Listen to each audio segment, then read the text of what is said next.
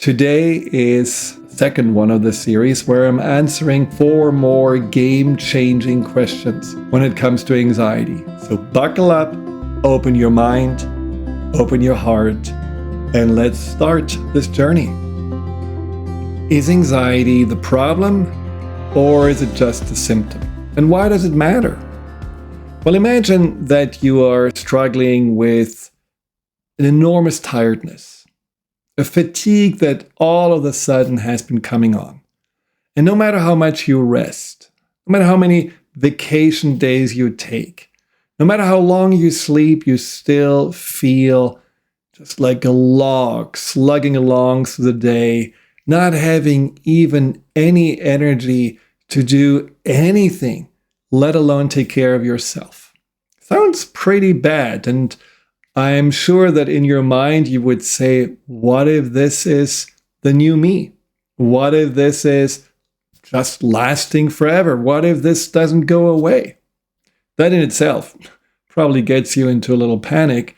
But then you go to the doctor, they take a blood draw, and they find that your thyroid is off, that it doesn't function well, and they give you some medication to get this powerhouse of your glands to fire up again, and within a few days or weeks you feel much better. Well, wasn't it good to find out that this fatigue was just a symptom of an underlying problem? That is the same with pain. If you have pain, you want to know where it comes from. And if you have anxiety, you also want to know where it comes from. There is a huge difference in the attitude on how we approach an issue, if we are seeing it as the overriding problem or as a symptom of something underneath that we need to deal with in order for those symptoms to go away. When you see anxiety not as the problem, you don't identify yourself with it. You don't necessarily see yourself as this is who I am. When you see it as a symptom, you simply say, well, I guess I need to find out. I'm curious now. Where does it come from? What are the root causes? And you feel automatically more empowered because you know that you can take ownership over your mental and emotional well-being. It is not just this enigma, this ominous force that in the middle of the night seems to come on and hold you hostage. See, a client of mine was pretty much a success story. She was the only one in her family who graduated from college. She got an amazing job right off the bat. She got promoted several times. She was in her mid-30s and she had it going on. And even a nice dog who everyone was jealous of was something she took care of. Life was good. Then she got into a relationship, and the relationship was a little rocky because it was one of those on-off, hot-cold ones, and her boyfriend also had a short temper, which made her uneasy and sometimes feel on the edge. But she held on to it because she told herself, well, when it's good, it's really good. No one ever made me feel this way. And years went by, and her confidence got worse and worse. At some point, he broke off and walked away and, of course, left her in a little puddle of tears that she had a hard time to overcome. But then what happened is that she got all this anxiety. First panic attack in a supermarket. She didn't even know what a panic attack was until that moment where she couldn't breathe. She had to hold on to something and then call a friend to pick her up. Then crowds and even her office place made her more and more anxious. She couldn't drive anymore because she was afraid that she would have a panic attack on the highway. Her life became more and more restricted, and she could not understand why. She did all the tests. All those tests came up negative. Everything seemed to be okay. So then she came to me.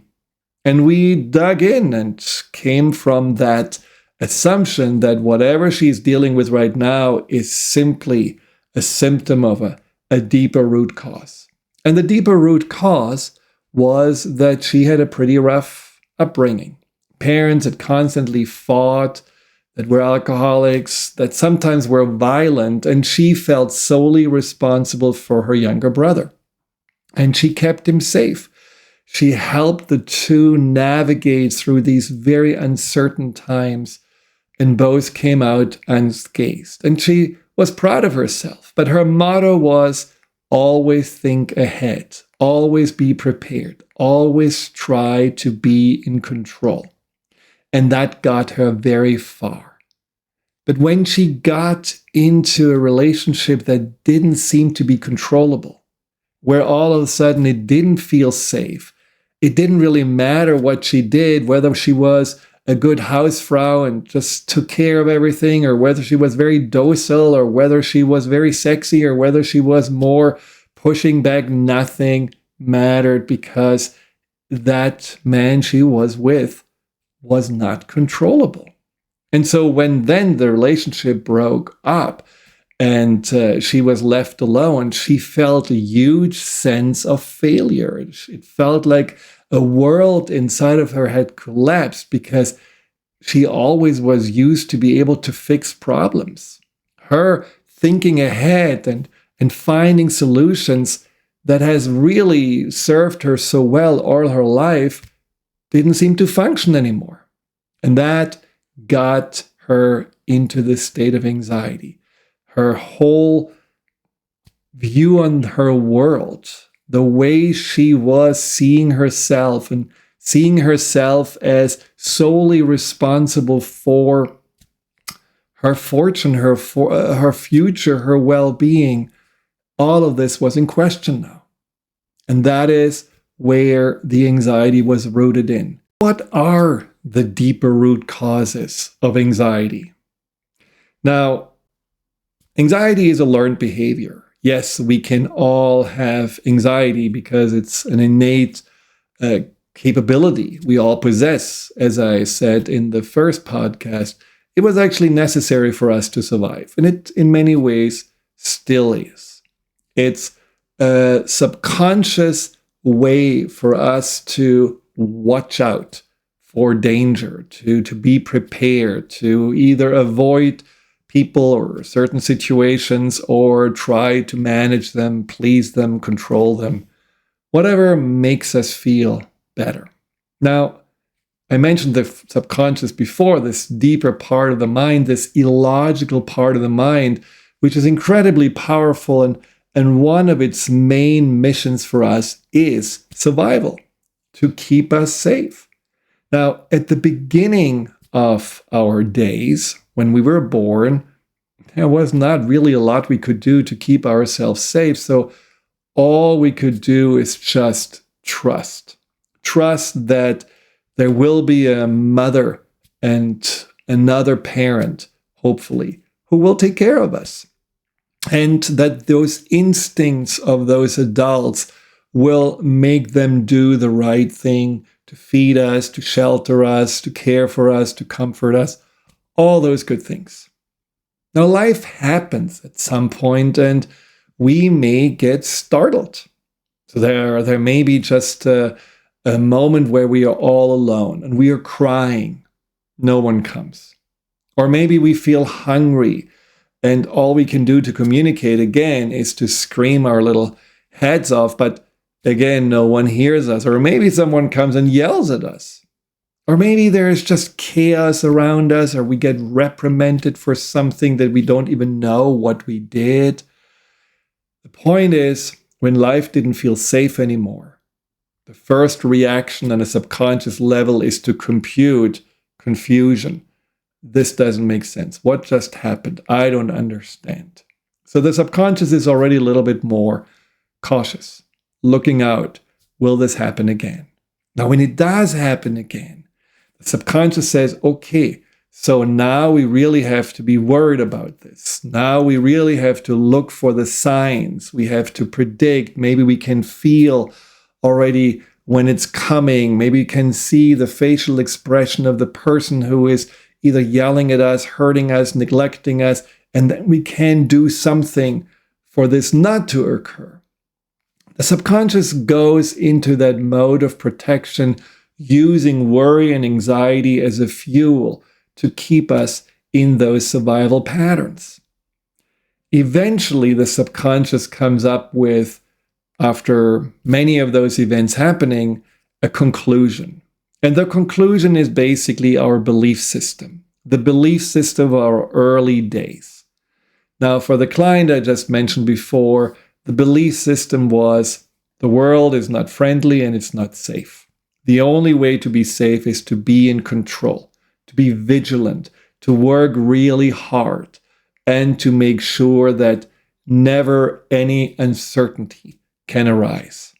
And as I said, that belief system worked really, really well for her until the moment where all of those beliefs and patterns of survival didn't work anymore when she was in this dysfunctional relationship.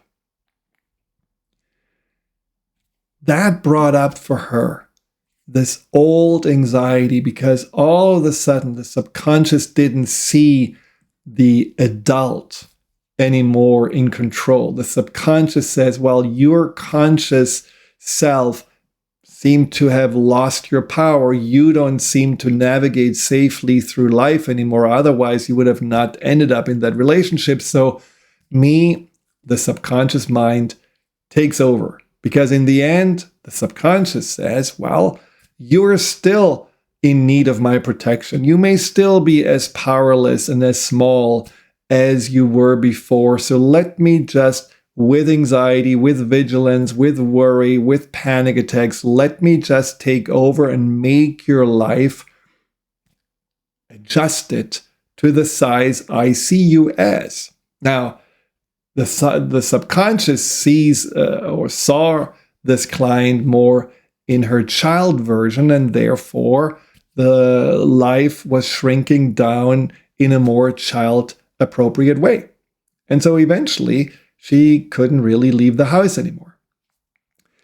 What the subconscious is doing is going back to the root causes of the anxiety. And there are 3 of those root causes. And those root causes, this client had never worked on, never dealt with, because she was too busy to control and advance out of her childhood home, to take responsibility and make sure that she will never depend on anyone but herself, that she had never really looked at these inner wounds where the anxiety was still somehow hidden, ready to come back up the moment those wounds were re-injured. And those 3 root causes are the significant traumatic events in our past. And that doesn't have to be the big T trauma of sexual abuse or feeling abandoned or things that really you feel like, wow, this was a life or death situation, which in some ways with this client, it certainly was. It can be also smaller recurring events that just were traumatizing because they shook you up, they made you feel unsafe, they hurt you, they may have felt like betrayals. Whatever those traumas are, they're all in the eye of the beholder, but especially in the eye of the subconscious, significant enough to say, we can never let something like this happen again. So the first root cause are all of those unresolved issues that you may still be dealing with. Not consciously, you may be aware of it, but subconsciously, it may still fester inside of you. How do you know? Well, here's a simple example. Go back to one of those events that you knew from your past. Maybe you had talked about it with a therapist. Maybe you know this event from talking with your family. Maybe it's one of those things you often dream about. Think about this event. Go inside the mind of who you were at that time and just notice what your body is doing. Does your body tense up? Does your heart rate go up?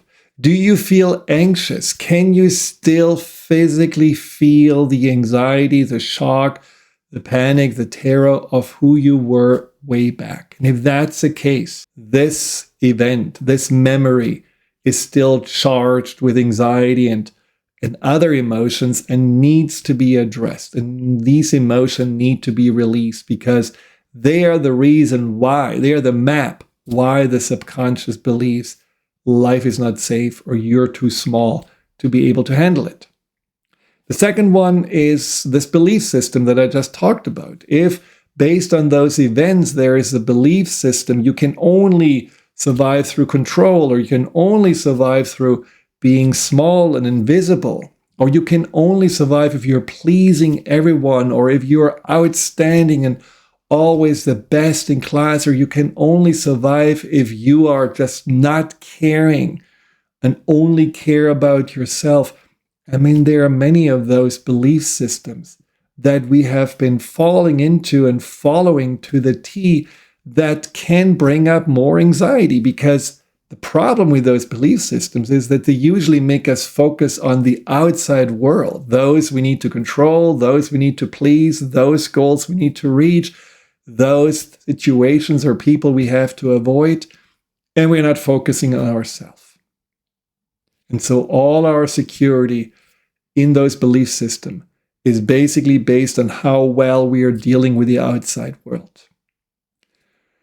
And those belief systems need to be updated, and they cannot be stuck in our more childhood owner's manual. We have to find a way to really have a new look at ourselves and say, well, is that really still true? Do I really still need to live according to this? Is this still who I want to be? It's going to make all the difference on your journey through anxiety and healing this emotion. And the third root cause, and I will go into this maybe in another podcast because it's a complex one, is when we feel fragmented. When there is a part of us in super protection mode and it says avoid, for example, avoid taking risk, avoid learning to know new people, avoid getting close to anyone because nothing is safe.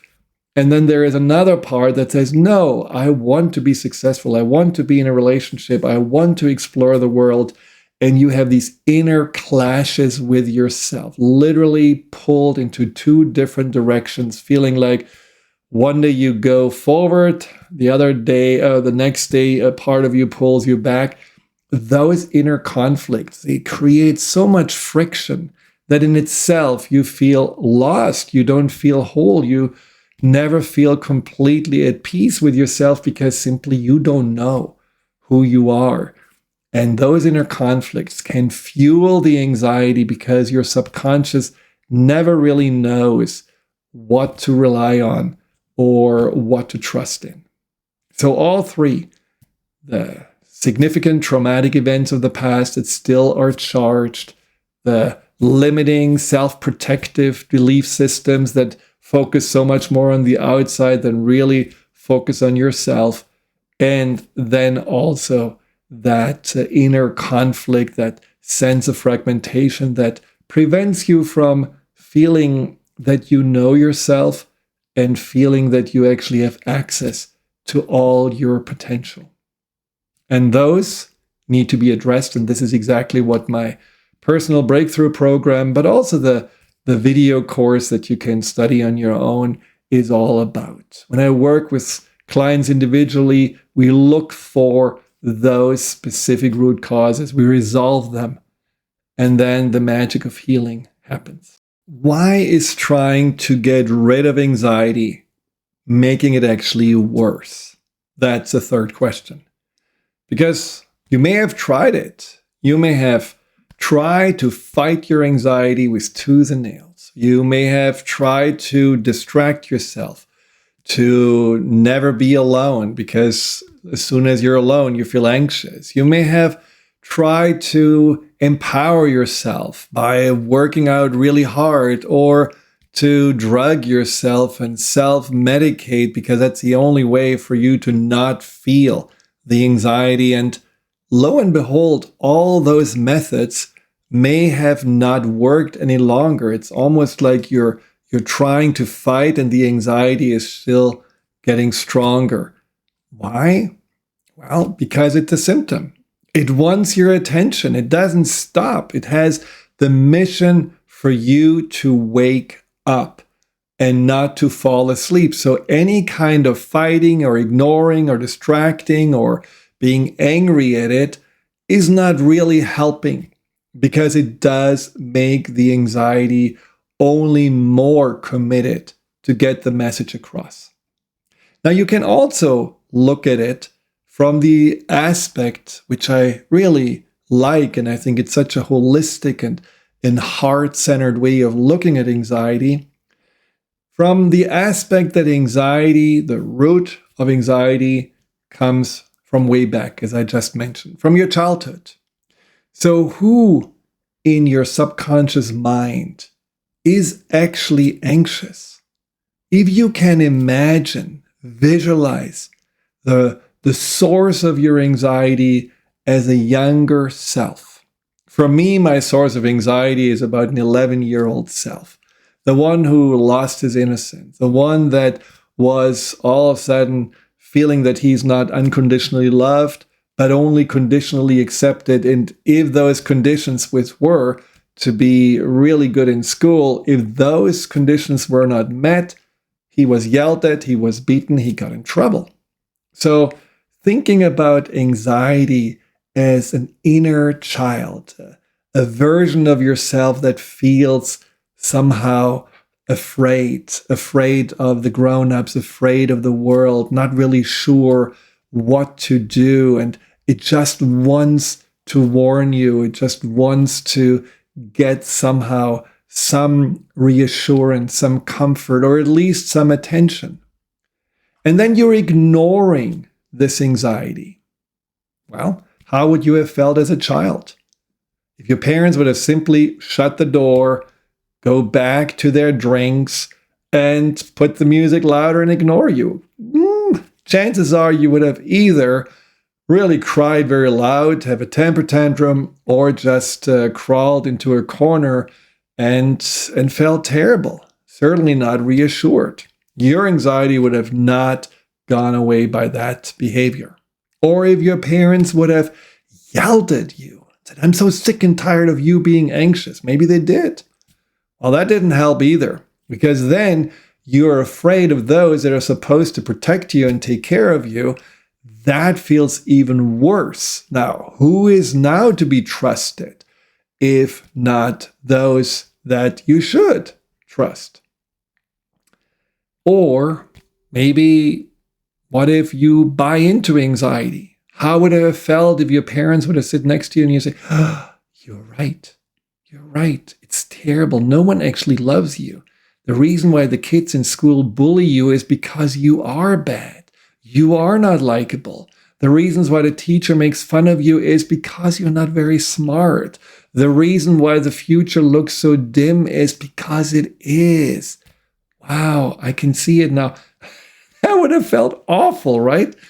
If your parents would have simply agreed with your anxious thoughts, I think you would have felt so lonely and certainly not comforted.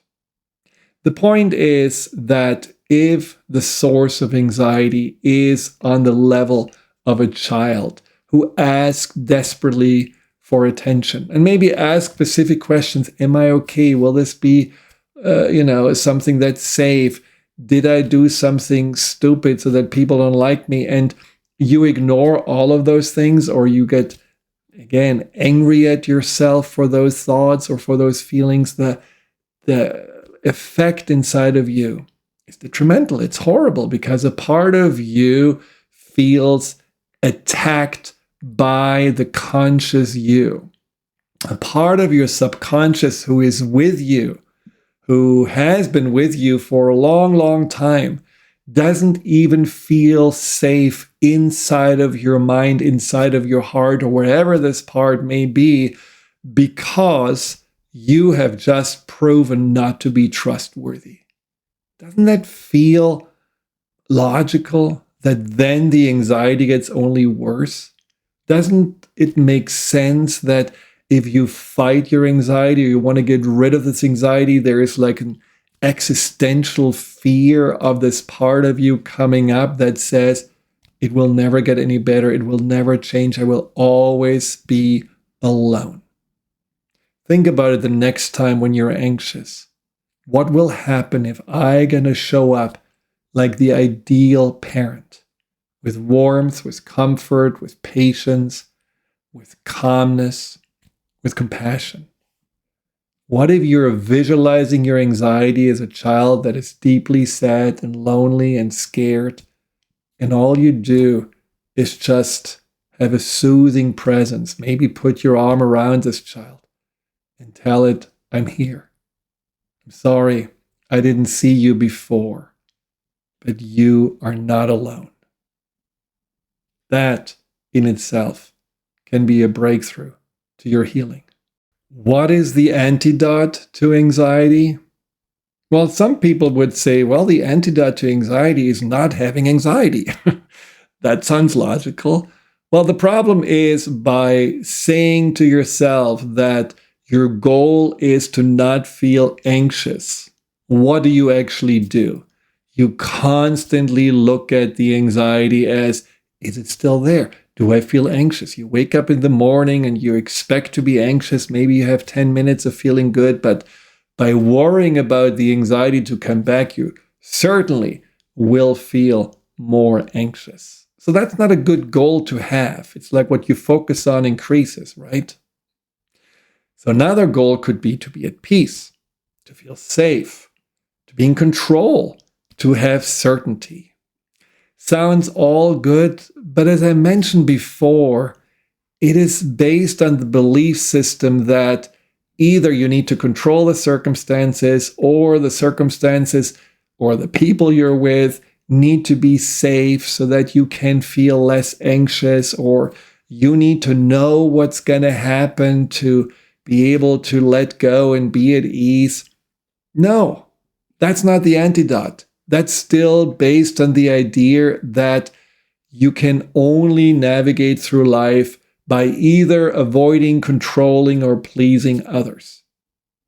Now, what if you would turn it around and say, no, I cannot control everybody and everything in my life. I don't know everything, so uncertainty is a given in life. I don't really know if I can always be safe, because maybe there are situations that are dangerous. So what do I need to have inside of me to not feel anxious? Trust. Trust is the antidote to anxiety. Trust in yourself.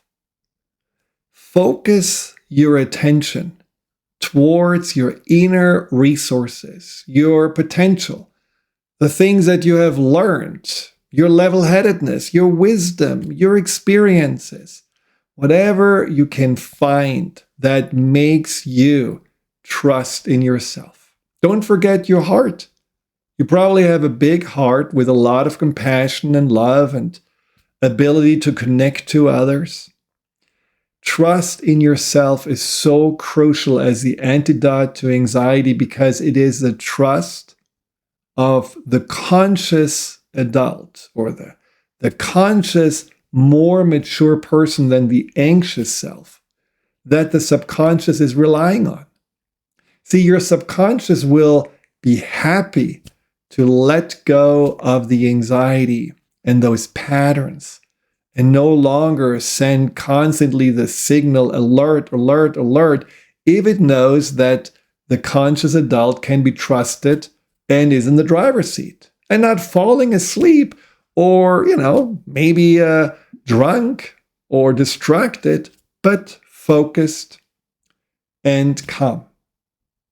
The subconscious will say, okay, you, conscious adult, can take the lead now, because you have proven yourself not only as someone who can handle life, but also as someone who is kind and caring with yourself, and especially with the subconscious. This is where, again, the heart comes in.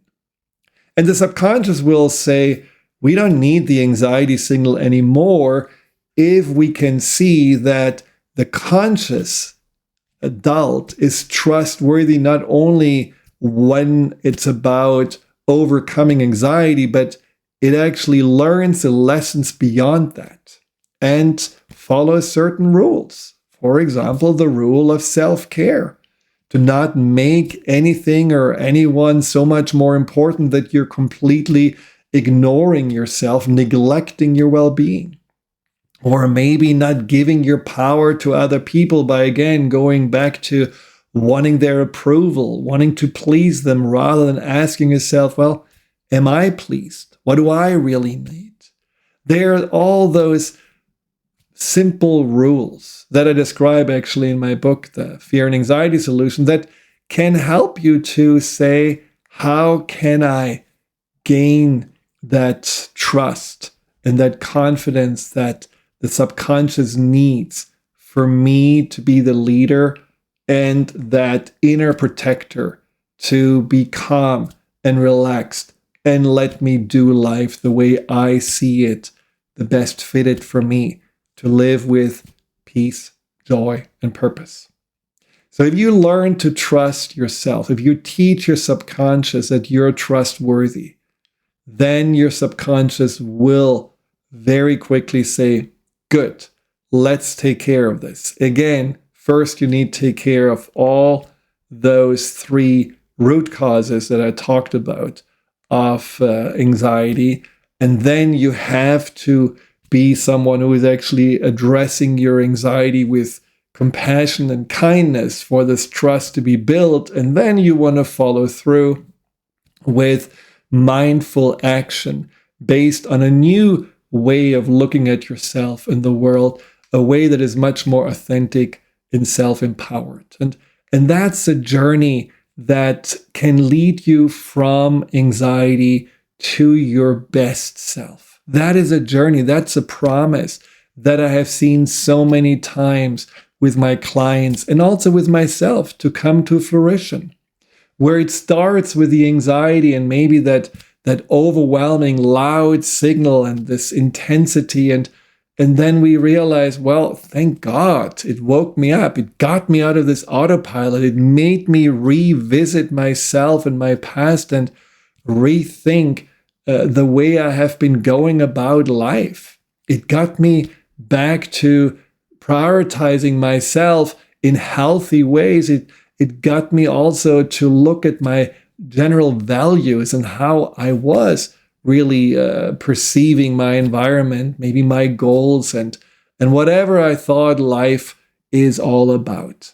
And putting this all back together and starting really in some ways in a fresh way to embark on this adult journey in a way that brings you automatically a greater sense of ownership. That is one of those beautiful outcomes of healing anxiety, because it's about outgrowing anxiety. It's a journey of self-discovery. It's a journey ultimately back to yourself. Because one thing I feel no one talks about when it comes to anxiety is that at the deepest level, all anxiety wants is to tell us that we are way outside of ourselves. We have been focusing so much away from ourselves, on other people, on certain desires and goals outside of ourselves, maybe outside of our reach. We have been so little in the present moment and so much more worrying about the future or fretting the past. We have not been looking at who we are because all we saw ourselves was what the environment and the people around us have been mirroring back to us. And these are all distortions.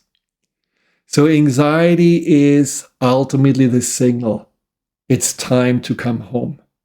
And the more anxiety you feel, the further out you are, the stronger the signal is, because it tries to reach you. It tries to get you back to take, as I said, ownership over your life. Get back on your journey, on your path, and fulfill your mission, the reason why you're here. That is exactly what anxiety taught me. looking back, I understood, wow, this was the reason. This is why anxiety is such an ally. And this is what I have seen hundreds and hundreds of times with other people. We just don't necessarily pay attention. But now that you know, you cannot unknow it. So there are many ways to get there. I can offer you my books, I can offer you my video courses and my individual sessions. But there may be other ways for you to get there. But the most important thing is start this journey today. Start the journey to listen to your anxiety again as a symptom, as a messenger, to look for the deeper root causes, to not just fight anxiety, try to get rid of it, but really befriend yourself with it, to comfort and reassure it, fill that little container of safety it never had, and build trust. Build trust in yourself so that your subconscious knows, maybe for the first time in your life, that there is someone who is committed and consistent to take care of yourself, of the person that is the most important relationship in your life, which is the one with yourself. Hi, Dr. Friedemann here. Thank you for tuning into my YouTube channel. If you're interested in learning more about fear and anxiety, here you'll find guided meditations, webinars, and interviews with some of the most renowned experts in the field of empowerment. Delve into the over 230 videos and more to come every week.